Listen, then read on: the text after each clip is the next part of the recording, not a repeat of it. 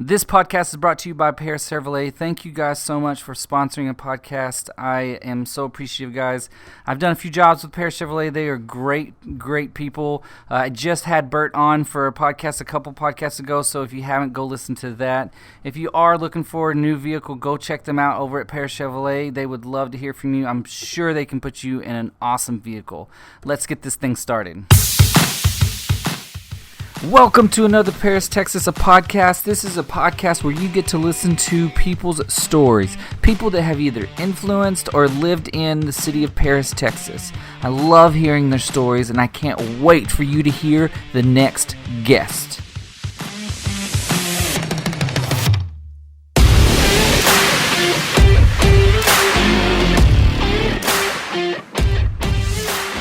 Alright guys, I'm excited about this podcast. I have someone on. I do not know his backstory, and as you guys know, I like those kind of guests. So I'm just going to introduce him. Charles Seay, what's up, bud? How's it going? Thanks for having me. So with this podcast, normally what I do is I just jump into the beginnings. Where are you from? I am from here. I'm born and raised. A little bit like you. I had to get out after high school and go. Okay, you're jumping too far ahead. Yeah, it's okay. It's okay. But I'm from here. Everybody, my immediate family is here. So where'd you go to school? I'm a P High. Paris High, all the way through? All the way. Aiken Elementary, Crockett, Junior High, Travis, and then Paris High School. Paris High School. 04. So what was your thing through school? Like, what was the main thing you did? Oh, man. Or were there multiples? That's a hard question. I'm a country boy. And my thing It doesn't have to be school related. It can be extracurricular outside of school. Yeah. It's still hunting is in my background, in my blood, and I really sought to go out and do a lot of hunting. And be social. I'm a social guy. A social hunter or social just everyday social, and then hunting is your thing? Both. Both? Both. Yeah, absolutely. Okay, so what was your favorite thing to hunt then? Birds. Birds. I'm not a rifle person. Things that is more challenging to me and is a faster pace. Bird hunting, meaning dove, duck, the main two probably, and then ventured into different types of bird hunting. But those are my two. Those are the things that I enjoy, and they keep you active. Like instead of a one-timer, you're sitting there with a deer, and you get this one opportunity essentially. No, that's not for me. I want fast pace. I want them coming in from every direction. And a lot of skill, lots of hand-eye coordination, that's what I enjoy the most. Absolutely. Is this something you did a lot with family growing up? Yes.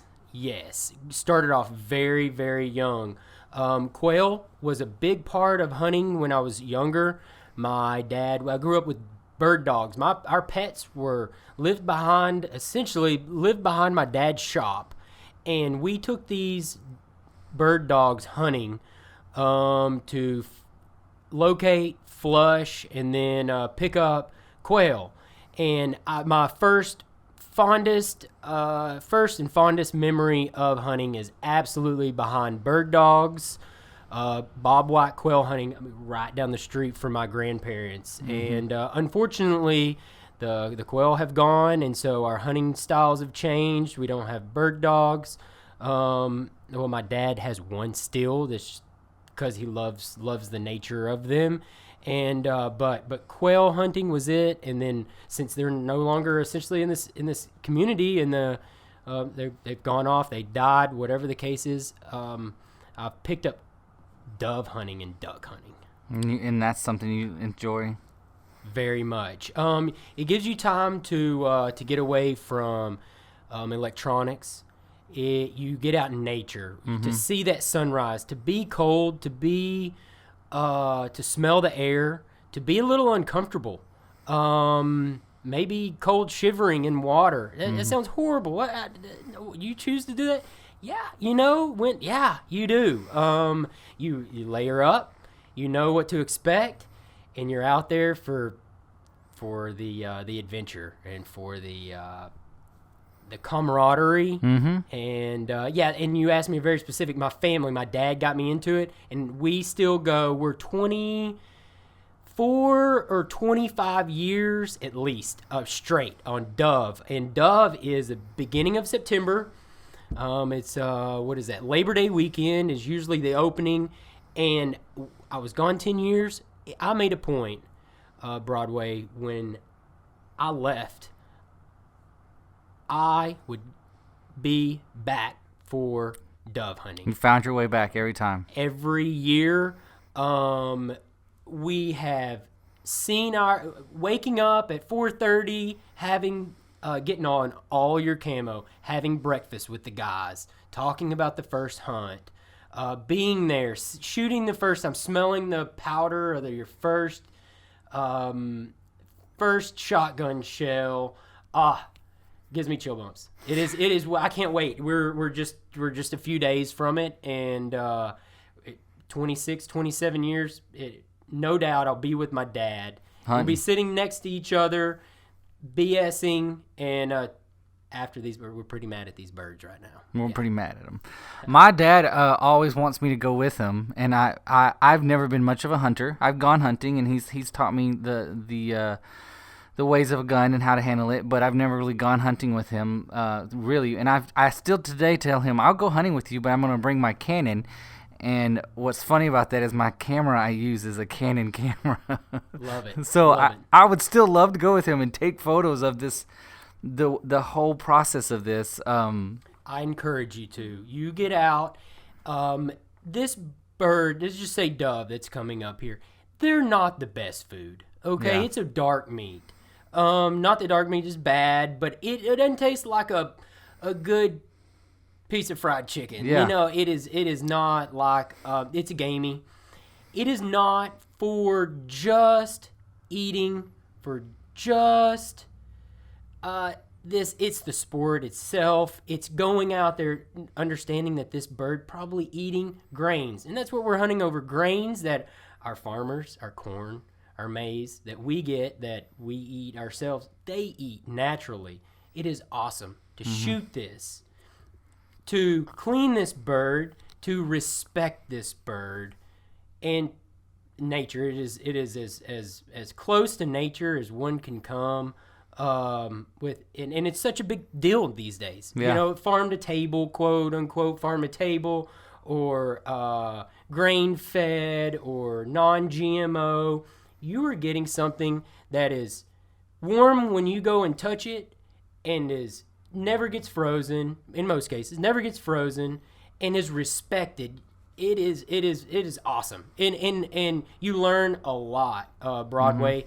And come out with your Canon, and you can see this firsthand, the experience. And some don't like it, you know, some absolutely would. Right now it's really, really, really hot, not cold. Yeah. So imagine this is perfect time. It'd be cool in the morning. Oh, no doubt.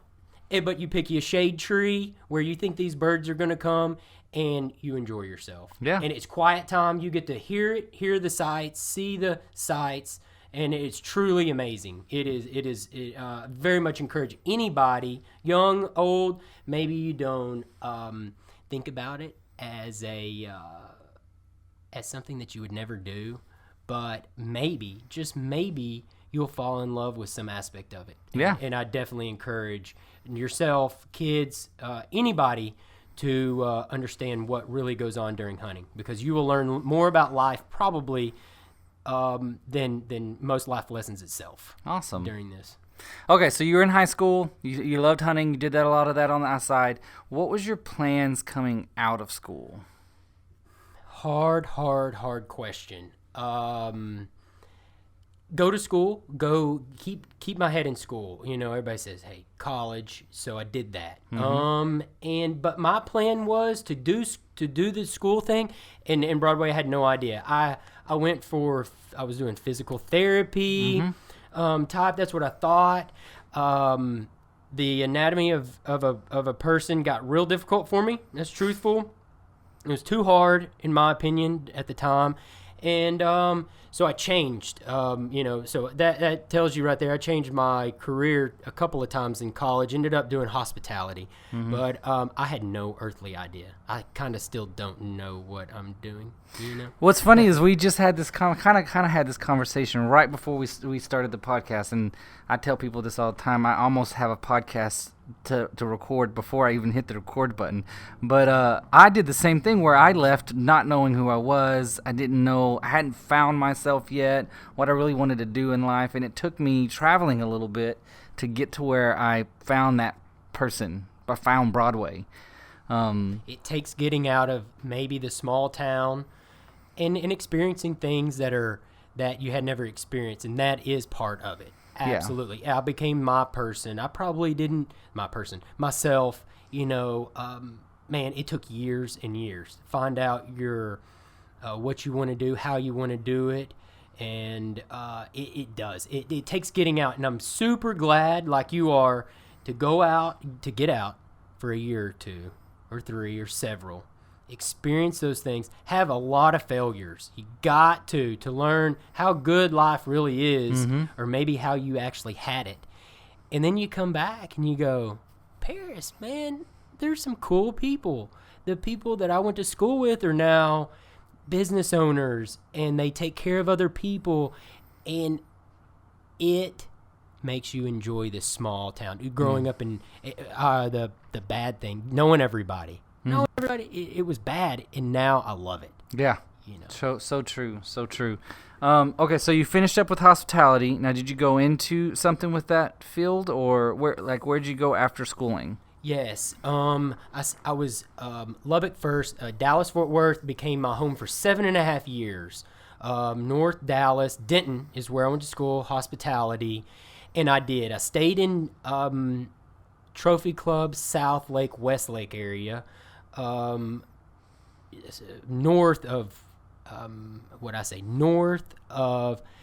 Highway 114. Okay. And I worked in a country club setting. Oh, cool. And that was fun. I got to serve the bigwigs of professional football players. Seems like a past life now, but I learned a lot there and went into food service. Yeah. And ultimately, I got a call and said, come run the shop, which Seay Pawn and Gun, my dad opened in 1997. And I got that opportunity. I knew I wanted to come back after living a little bit of life. And here I am. So you were in the food service, and then your dad called you up and said, hey, I need you. I need your help. Come run the shop. He pretty much said, if you, Charles, don't want to come back, it's time for me to retire. And what I did is I took about 6 months to really contemplate what I wanted to do. I was living in Austin at the time. I was with my wife now. And Paris has this little charm, and she fell in love with Paris visiting. And when the opportunity arose, I said, oh, Katie, why don't we come back? And she said yes. So the opportunity opened, and we both came a-running. And she was excited about that. She is, yes. It was her time to kind of branch and go from... she worked at a salon, a very nice salon. It was her still mentor, she was working for, and she learned enough to do her own thing. So that's what she said. It's time for me to blossom now. It's time for me to open up my business, because she had learned enough, and she said, hey, Paris is going to be a great spot. And hey, the rest is history. She's got an amazing location downtown. I love that little spot she's in. How long has she been there? Downtown. She has moved 3 places downtown before. Well, she moved twice. This is her 4th location downtown. It's the best location. It is amazing, and thank you. Yes. So she's been now. October will be 2 years. This one spot downtown. I love that spot. I've been in it a time or two. Not to get my hair cut because I don't have any hair on my head, but I've been in it for various reasons, and the look of it, the style of it, it just looks so cool. I take zero credit. The aesthetics, the feel, that's my wife. That's the warmth that you feel in there is the warmth of her personality. Awesome. No doubt. Awesome. Yep. Thank you. All right, so you moved back into town. You took over the shop. Has he been in the same location? Has he been in the same location? 22 years he was south of town. Okay. And maybe Broadway you don't know about working with family. I have nothing bad to say about it, but we try. You work things out. You have this vision when you come back. Oh, everything's going to be just so easy. Dad's going to get to retire. You're going to get this awesome business, and no doubt, and he is retiring, and I do have a great business, or we do together have a great business, but I had to move. So to make myself or to start myself a career, or being an owner, I moved. So we are now sitting in location here at my new location, which we've been here about 9 months now. Okay. Yeah. So welcome. Wow. I didn't realize it was that new. I mean, awesome. You couldn't tell this was a hair salon before. It was a hair salon before? Yeah. With now a big vault here, taking out a few walls, and keeping a shampoo bowl for my luxury locks. No, I'm just kidding. But yeah, we had to do some manipulation to the building. But yep. Old hair salon. Awesome. That's crazy. If you guys have never seen it, y'all should come in, check it out. Well, how do they find this place? We are SEAY Pawn and Gun Instagram. You can look me up, Charles C, on Facebook, and then SEAY Pawn and Gun on Facebook as well. 1105 Lamar, just a few blocks from downtown. I literally share a parking lot with Don Lalo's. So if you can find 12th and Lamar and Don Lalo's, that beautiful orange and green with blue trim building, I'm right next to it. Yep. That's us. That's awesome. You guys should come check it out. He is passionate about what he does here. He knows he's very educated on what he's doing and what he sells, and we just spent probably 30 minutes just talking shop in here, and it was a lot of fun for me. Even I'm not per se a gun collector. I'm not against it, but I'm not a collector or a hobbyist in that realm. But I was very fascinated in all of the things he had to talk about, and his passion in it was very obvious to me. And then he's also got some other. We talked about him himself has got some. He loves old things, so he's got old rings and he's got old coins, and you can sit down and talk about that stuff. If you get him going, you're not leaving for at least an hour. So come hang out with him. It'll be awesome. And maybe you'll learn something. The guns right now have a real bad rap, and we can understand that. There's been young men and women do horrible, tragic, essentially terrorist attacks, and what you get maybe on social media with the news is someone's perspective of firearms that's bad. And what I'm going to do, or Wesley is going to do, is we're going to be logical. We're going to talk about it. We're going to make one comfortable with the firearm or around them, or be around them. And it is such a big part of our culture. Huge. The Second Amendment. We don't have to go there. Everybody knows it. But a little, I like to say, whenever you step in here, you're gonna get a little truth and a little logic and common sense, which maybe you may or may not have gotten or even touched on by news and social media. So I do encourage someone to come in if they feel bad, and there's just so much crime, so much bad stuff out there. I do enjoy talking about it, and it is a passion, and it's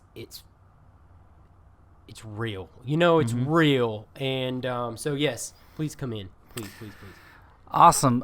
So I ask this question to most all the guests, and I get some of the craziest answers. So I love asking this question over and over again. What's one of your favorite places in Paris, Texas? It can be anything. It doesn't have to be food. It doesn't have to be shopping. It can be a location. Favorite place in Paris, Texas? That's tough. Oh, come on. I think because of my background with the hunting, with the outdoors, my first, I believe my grandparents' land. It's south of town. Yeah. It's about 6 miles from the Loop. It's Marvin, Beardstown. Yeah. But it's definitely community. It is where I did so much growing up. Yeah. It was my first job. I worked with my grandfather when I was started about 14. That place, I have turned over rocks. I have cut trees. There's just so much that I've done there. That acreage will always be deep down in my heart. And that my grandparents, my grandmother's land, the Macmillan Farm, it's called Duncan Acre, is my spot. That is my favorite spot. Awesome. And I have a couple of few that follow another spot that is maybe a newer spot that at my house in Blossom, but like maybe my Zen spot, but it doesn't compare to my history and my learning, my education from Marvin Beardstown, from Duncan Acre. Amazing. All right, so you and your wife have some exciting new adventure coming up. Whoa, yeah. You want to tell us a little bit about Big that? adventure. So about 6 weeks ago, we found out that we're having a kiddo, and we recently found out that we're having a boy. And wow, what do I do with my hands right now, Broadway? Hold them up and don't move them. I don't know what to do. Yeah.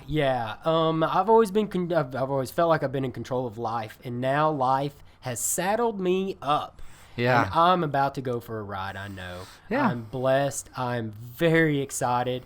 I have good friends that are excited that had just had kids, and now we can all be excited. Now, Yeah. Who knows, T-ball? Yeah. Oh, man, I Hunting? can't wait. Hunting. First hunting trip. Man, Yeah. can't wait. That's going to change everything because you fondly remember your first hunting trip. So now you get to experience that from a whole nother perspective, being the dad on the first hunting trip. Wow. Yeah, it gives me chill bumps. Right? It really does. Right? Really does. Life is about to change, and yes, very exciting. Family, friends were all pumped. Awesome. And yeah. That's so exciting. That's so exciting. And you have a couple of kids. I do. I have 3, all boys. So I feel you. Oh, yeah. Well, I have. We'll talk shop. Yeah. Kid shop. Yeah. And I've got a he won't be too far ahead. I've got a 9-month-old. So T-ball. yeah, T-ball. So we'll have to do a little powwow, little camping trip or something. Show them some nature. Let's do it. Let's do it. Sounds like you've got plenty of land for it. Yeah, a couple of spots, and yeah, I am very excited to show the little one what's going on. That's amazing. I'm so excited for you guys. Thank you very much. Thank you very much. Well, thank you so much for being on my podcast. Well, Broadway, thank you, man. The opportunity is great. I'm glad that you came and saw my store. We got to chat a little bit about it, and I'm privileged to be a part of it. I'm glad that you, after 5 years now, and I guess I'm official. I'm a Paris podcaster now. It's official. I mean, you're official. Yes. Well, thank you, man, and we'll do it again. Yeah, I love it. I have actually been thinking about. I mean, I wouldn't do it back to back, but I've been thinking about bringing some old guests on and kind of doing a follow up. Yeah, I've never done that, so I don't know how that would look. And I don't have anyone lined up to do that. But I have been thinking about that. I think that might be a cool reach. And then, there's been a few other kind of goals that I want to do to change up the podcast a little bit. So I'm kind of excited about that. Well, your reach is out there. Yeah. I like what you're doing, community stuff. You're doing work stuff. You just never know. You never know. And keep on keeping on, Broadway, because it takes these. We're young. We're young in this community. Yeah. And you and I and the other guests that you've had, I could name many. Russell, so many, and we all have to step up. We Do our need part. to take reign. I mean, not that anything's bad, but we need to take reign, get a younger generation, and we need to make good changes for our kids, right? For our community, for our kids, for our friends' kids, like we're making what our kids are going to take over. So if we don't take action and make it something, and I'm not saying that it's bad right now. I'm just saying that like you need to continuously try to improve your community continuously, because if you don't, then it's gonna fall down. And if I want to have a thriving community for my kids when they reach my age, I have to be a part. And that's just the way I feel. Keep on keeping on. Yes, sir. Thank you so much again for being on the podcast. That's so awesome. Guys, as always, we try to put out a new podcast every Monday, so stay tuned for next week's podcast. You can get a new guest. If you're not already, go follow my Facebook page where you can get reminders every Friday and every Monday of the next podcast. You'll even get a sneak peek of who's coming up and a little clip of what their podcast is going to have in it. If you ever want to sponsor this podcast, please reach out to me. You can reach out through Facebook. You can reach out through email, broadway@iambroadway.me. I would love to hear from you. If you ever have a suggestion for a person to be on the podcast, I'll also always take that. I want to give one more big shout out to Pear Chevrolet. Thank you guys so much for sponsoring this podcast. And if you guys have any new vehicle needs and you want to go look at one, go test drive one, take one home for a night, they'll work with you on that. I love those guys. I've got a lot of good friends up at Pear Chevrolet. Brian Ritchie's one of them, Bert, and all of them are just really great people. So go check them out. Go stop by, say hello, even if it's just to peruse around. And we'll see you guys next week.